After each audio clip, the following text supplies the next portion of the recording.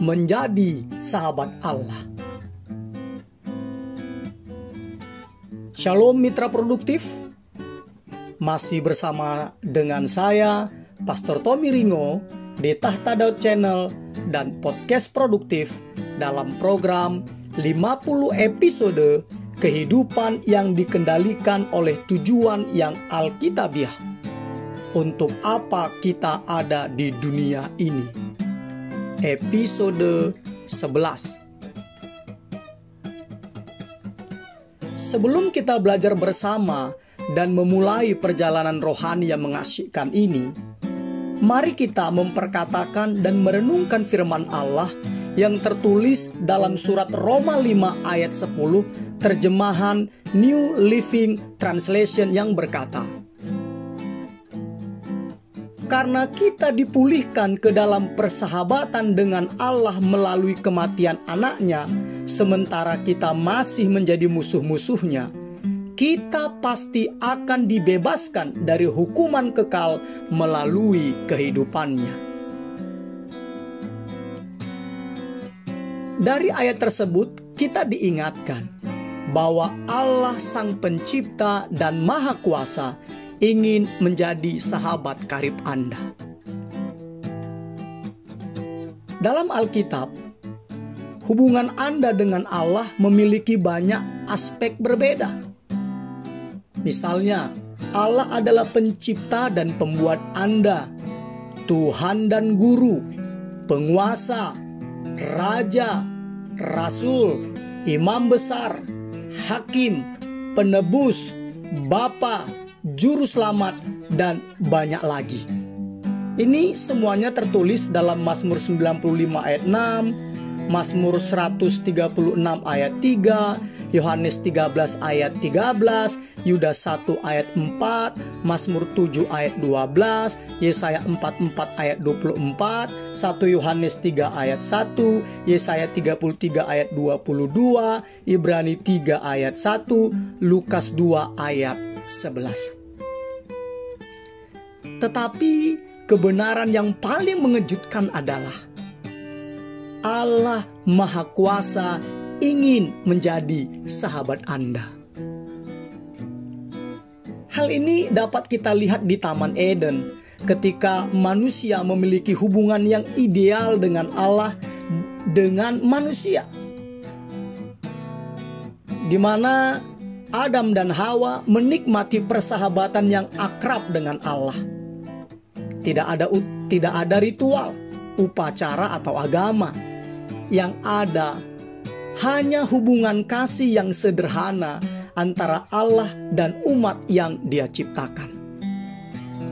Tanpa dihalangi oleh rasa bersalah atau takut, Adam dan Hawa bersuka di dalam Allah dan Allah bersuka di dalam mereka.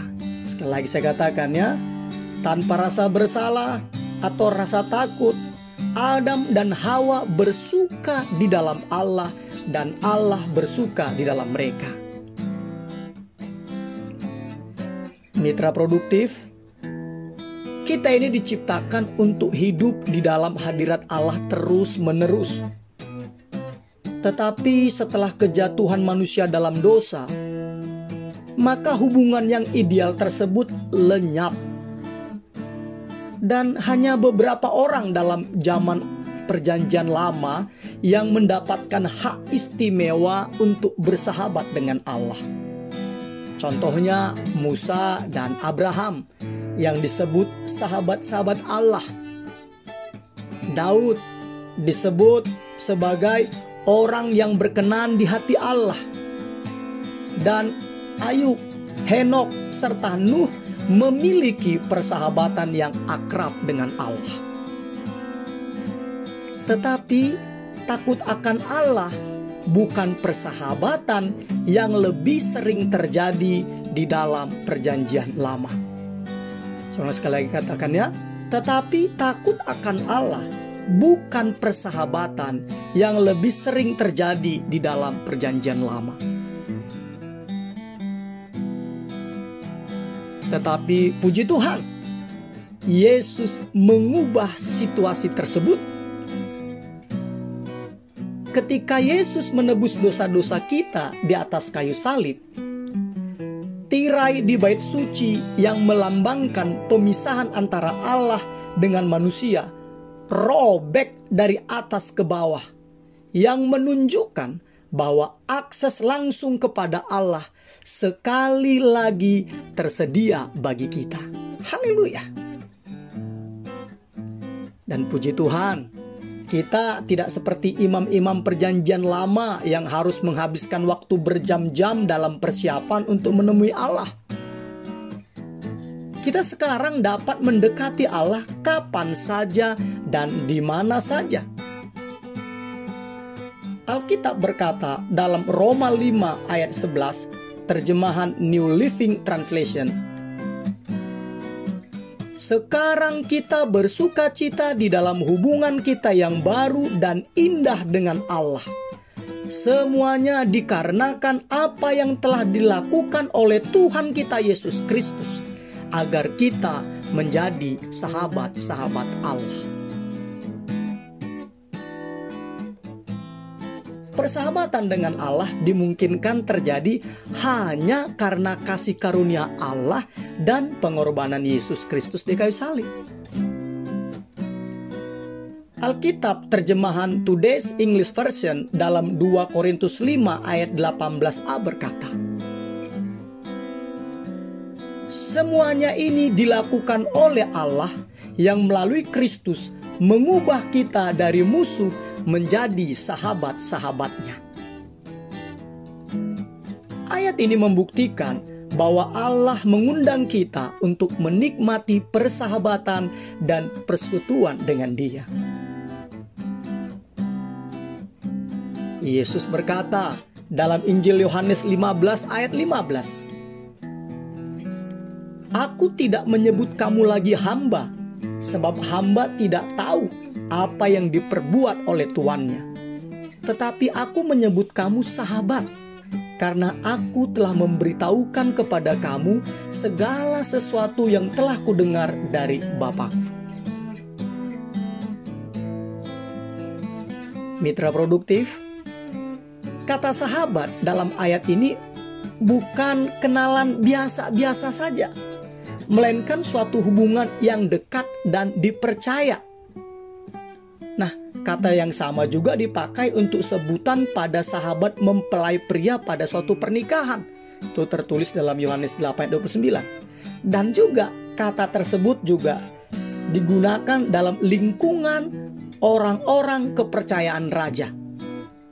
Kenapa? Karena di istana raja, para hamba harus menjaga jarak dari rajanya. Tetapi lingkungan dalam orang kepercayaan raja menikmati hubungan yang dekat, akses langsung, dan mendapatkan informasi rahasia dari sang raja. Memang sulit dipahami bahwa Allah menginginkan Anda dan saya menjadi sahabatnya. Tetapi Alkitab berkata, terjemahan New Living Translation dalam kitab Keluaran 34 ayat 14, Dia adalah Allah yang sangat merindukan hubungan denganmu. Ini membuktikan lagi bahwa Allah sangat ingin agar kita mengenalnya secara akrab, supaya kita bisa menjadi sahabat-sahabatnya. Mengenal dan mengasihi Allah merupakan hak istimewa terbesar kita. Dan dikenal serta dikasihi oleh Allah merupakan kesenangan terbesar Allah. Sekali lagi ya. Mengenal dan mengasihi Allah merupakan hak istimewa terbesar kita. Dan dikenal serta dikasihi oleh Allah merupakan kesenangan terbesar Allah. Haleluya. Allah berfirman dalam kitab Yeremia 9 ayat 24. Tetapi siapa yang mau bermegah, baiklah bermegah karena yang berikut, bahwa ia memahami dan mengenal aku. Sungguh semuanya itu kusukai. Demikianlah firman Tuhan. Sangat sulit membayangkan bagaimana suatu persahabatan yang akrab bisa terjadi antara Allah yang Maha Kuasa tak terlihat dan sempurna dengan manusia yang terbatas dan berdosa. Lebih mudah bagi kita memahami hubungan antara Tuhan dengan hamba, pencipta dengan ciptaan, atau bahkan bapa dengan anak. Tetapi apa artinya ketika Allah menginginkan Anda dan saya sebagai seorang sahabatnya? Dengan memperhatikan kehidupan sahabat-sahabat Allah dalam Alkitab, kita akan belajar 6 rahasia persahabatan dengan Allah. Kita akan melihat 2 rahasia persahabatan dengan Allah dalam episode ini, dan 4 lainnya pada episode berikutnya. Pertama, melalui percakapan yang terus-menerus. Anda tidak akan pernah mengembangkan hubungan yang dekat dengan Allah hanya dengan pergi ke gereja sekali seminggu, atau bahkan memiliki saat teduh setiap hari. Persahabatan dengan Allah dibangun dengan membagikan semua pengalaman hidup Anda dengannya. Tentu saja penting untuk membangun kebiasaan bersaat teduh setiap hari dengan Allah. Tetapi Allah menginginkan lebih dari sekedar pertemuan khusus dalam jadwal kegiatan Anda. Allah ingin dilibatkan di dalam setiap kegiatan, setiap percakapan, setiap masalah, dan bahkan setiap pemikiran Anda. Anda dapat melakukan percakapan yang terus-menerus dengannya sepanjang hari, berbicara kepadanya tentang apapun yang sedang Anda kerjakan atau pikirkan saat itu. Kata tetaplah berdoa dalam 1 Tesalonika 5 ayat 17 itu berarti bercakap-cakap dengan Allah sementara Anda bekerja, berbelanja, berkendara, dan melakukan tugas-tugas rutin lainnya. Singkatnya, setiap hal yang Anda lakukan dapat menjadi menyediakan waktu untuk Allah apabila Allah diundang untuk terlibat di dalamnya dan Anda tetap sadar akan kehadirannya.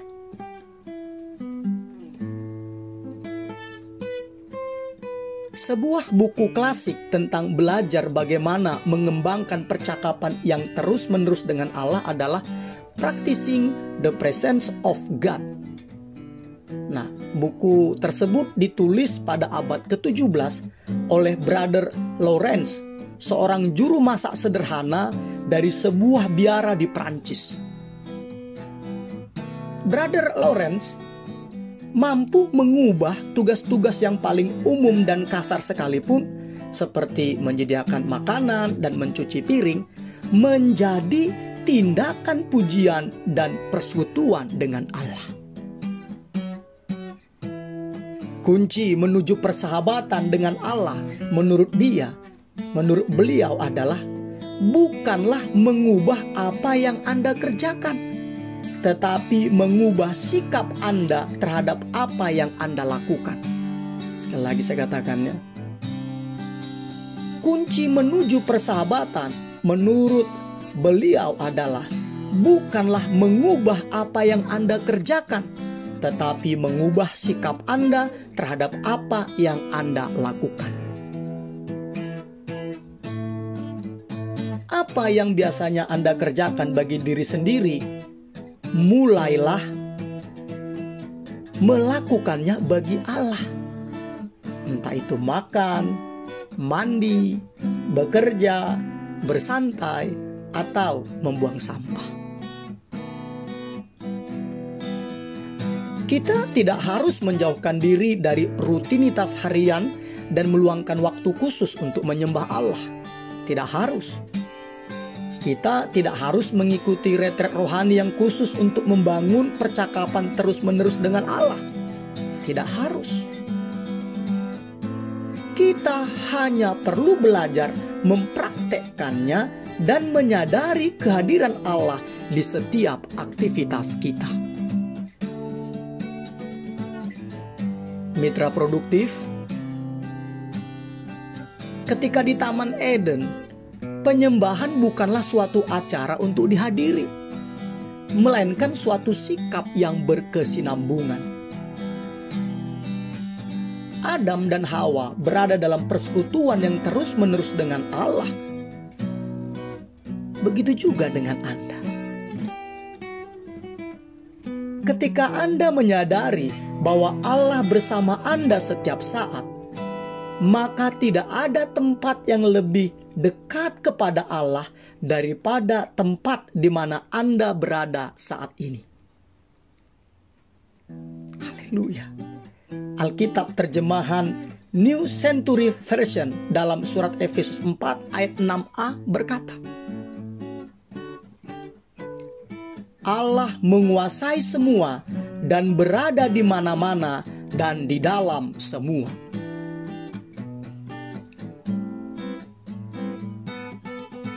Mitra produktif, gagasan Brother Lawrence lainnya yang bermanfaat adalah agar kita menaikkan doa percakapan yang pendek. Kita menaikkan doa percakapan yang pendek secara terus-menerus sepanjang hari, dan bukan menaikkan doa-doa yang panjang dan kompleks, supaya kita tetap fokus dan tidak melantur. Dan gagasan menjadikan doa sebagai sesuatu yang sederhana menjadi relevan di zaman sekarang ini. Alkitab menyuruh kita untuk tetaplah berdoa. Muncul pertanyaannya, bagaimana mungkin melakukan hal ini? Salah satu caranya adalah kita dapat menggunakan istilah dalam tanda kutip doa satu tarikan napas.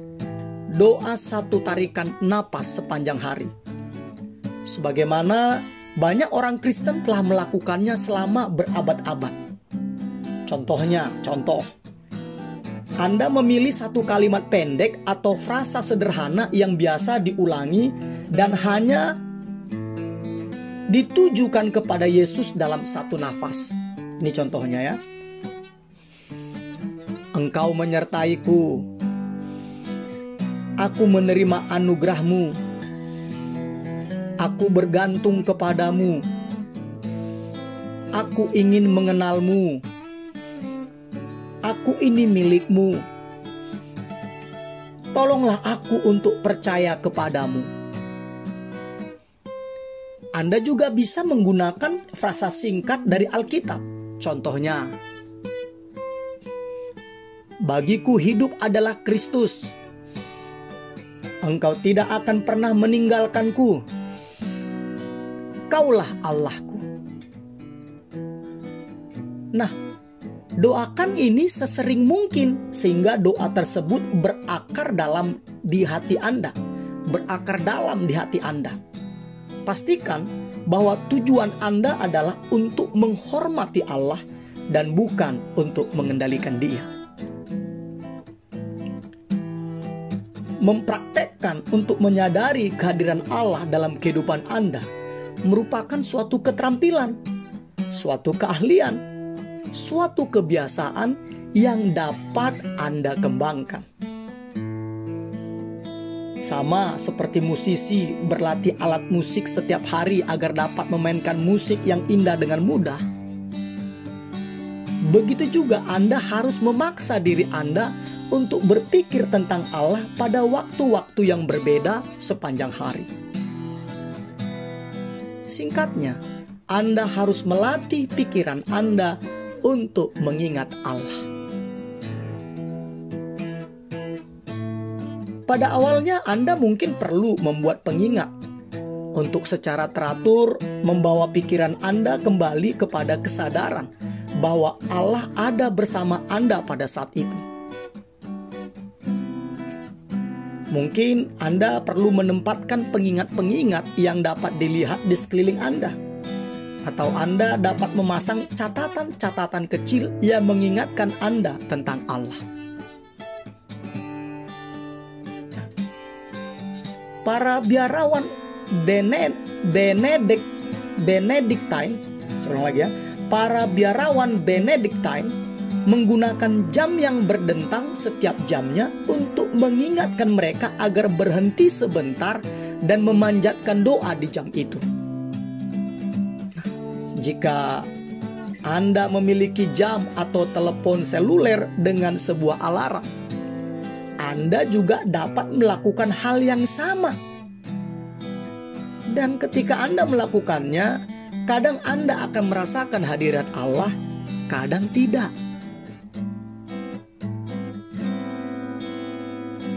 Jika Anda mencari suatu pengalaman tentang kehadiran Allah melalui semua ini, berarti Anda telah salah mengerti. Kita tidak memuji Allah untuk merasa enak, tetapi untuk melakukan apa yang benar dan yang baik. Yang menjadi sasaran Anda bukanlah perasaan, melainkan kesadaran yang terus-menerus akan kenyataan bahwa Allah selalu ada. Inilah gaya hidup penyembahan. Kedua, melalui meditasi yang terus-menerus. Cara kedua untuk membangun persahabatan dengan Allah adalah dengan memikirkan, merenungkan firman-Nya sepanjang hari. Ini disebut meditasi. Dan Alkitab berulang-ulang mendorong kita untuk bermeditasi tentang siapa Allah sebenarnya, apa yang telah Dia kerjakan, dan apa yang Dia firmankan. Mustahil menjadi sahabat Allah tanpa mengetahui apa yang Dia firmankan. Anda tidak dapat mengasihi Allah sebelum mengenalnya, dan Anda tidak dapat mengenalnya tanpa mengenal firman-Nya. Alkitab berkata bahwa Allah menyatakan dirinya kepada Samuel melalui firman-Nya. 1 Samuel 3 ayat 21. Dan Allah masih menggunakan metode tersebut saat ini. Mitra produktif, walaupun Anda tidak dapat menghabiskan waktu seharian untuk mempelajari Alkitab, Anda dapat memikirkan, merenungkannya sepanjang hari. Dengan cara bagaimana? Dengan cara mengingat ayat-ayat yang telah Anda baca atau hafal dan mencernanya di dalam pikiran Anda.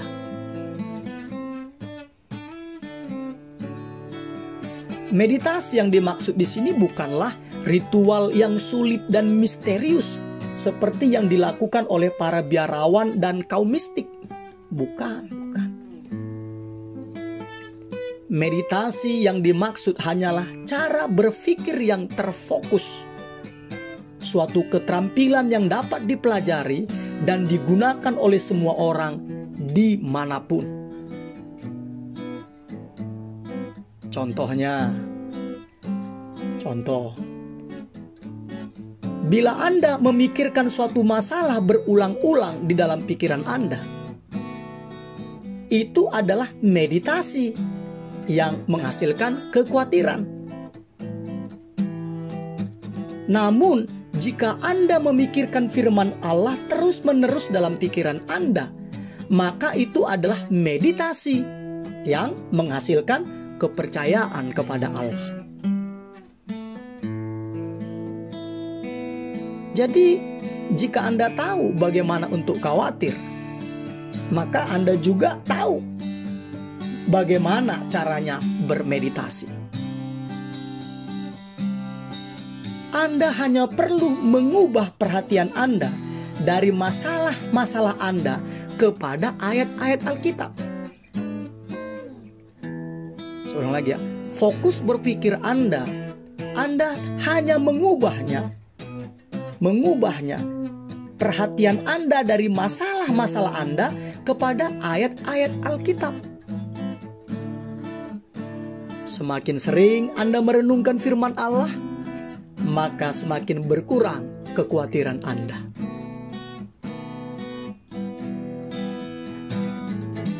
Alasan Allah menganggap Ayub dan Daud sahabat-sahabat karibnya adalah karena mereka menghargai firman-Nya lebih dari semuanya. Dan mereka merenungkannya terus-menerus sepanjang hari. Merenungkannya terus-menerus sepanjang hari. Ayub mengaku, "Aku menyimpan ucapan mulutnya lebih daripada makananku sehari-hari." Ayub 23 ayat 12, terjemahan NIV, New International Version. Daud berkata, "Betapa aku cintai Tauratmu, aku merenungkannya sepanjang hari." Mazmur 119 ayat 97. Dan firman itu terus ada dalam pikiranku, aku tidak dapat berhenti memikirkannya. Mazmur 77 ayat 12. Mitra produktif, sahabat itu saling berbagi rahasia. Dan Allah akan berbagi rahasia dengan Anda. Sekali lagi ya. Sahabat itu saling berbagi rahasia. Dan Allah akan berbagi rahasianya dengan Anda. Jika Anda mengembangkan kebiasaan merenungkan firman-Nya sepanjang hari. Contohnya, Allah memberitahukan Abraham rahasianya. Dan Allah melakukan hal yang sama terhadap Daniel, Paulus, para murid, serta sahabat-sahabat lainnya.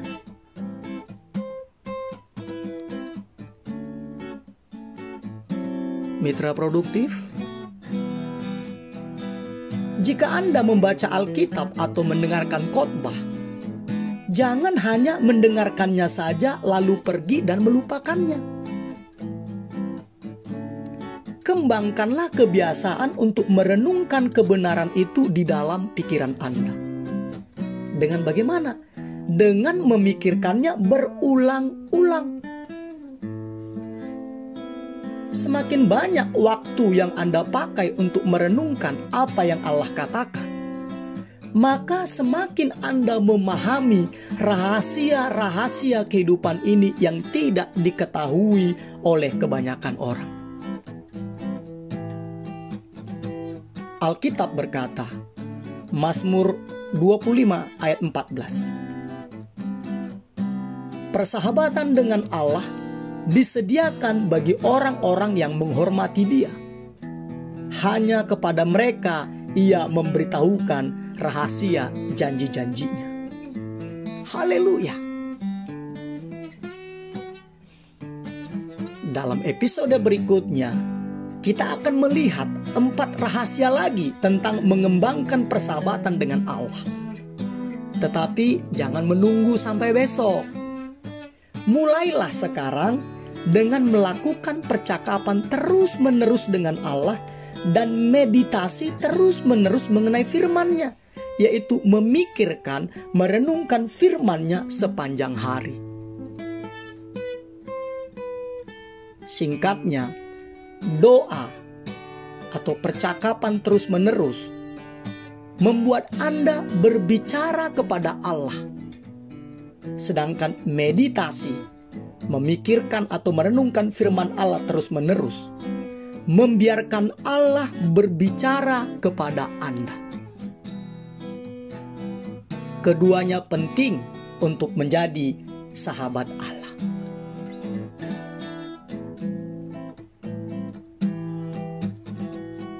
Episode 11.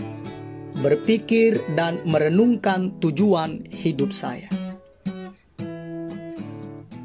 nilai-nilai atau prinsip-prinsip yang harus kita pikirkan dan renungkan. Allah ingin menjadi sahabat karibku. Ayat untuk diingat, Mazmur 25 ayat 14a.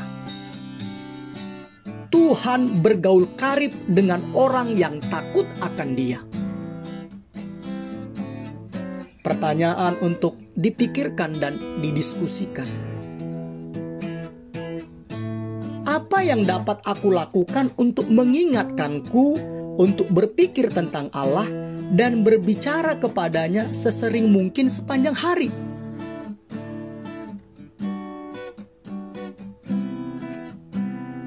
Immanuel, Allah menyertai kita mitra produktif.